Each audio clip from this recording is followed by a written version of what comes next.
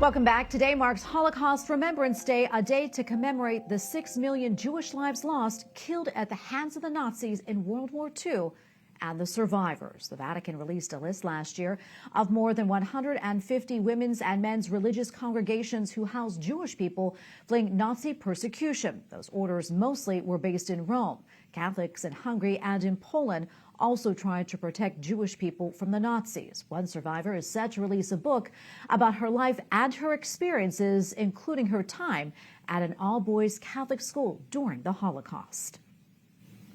Joining us now is Karmela Waldman, a Holocaust survivor and author of the book Surviving the Survivor. Karmela, thank you so much for being here today. So what goes through your mind today as we reflect upon the Holocaust Remembrance Day, and why do you think it's so important not to forget that dark time, especially now? Every year around this time, I become a little bit more emotionally involved with my Holocaust background. And this year, especially considering the outside events. And Karmela, what goes through your mind also when you see what's transpiring right now across college campuses here in the U.S. and also across the world? Look, anti-Semitism has been with us for the last 2,000 years. I was just remembering that years ago,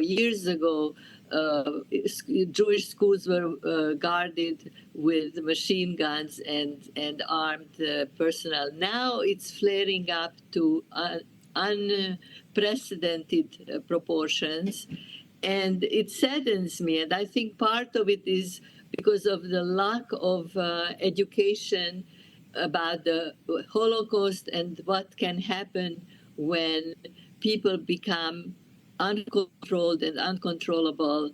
And even if they are a small minority, such as on the United States campuses, it still becomes a very sad situation for the Jews. Indeed, and you survived the Holocaust in part by seeking refuge in a Catholic boys' school. Tell us about that experience and how that trauma helped to shape you.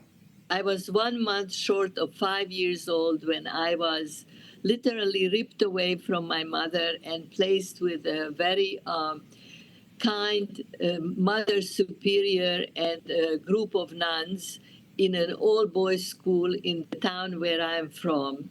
And the experience taught me, believe it or not, I know all the Christian prayers in Hungarian because that was the language we used.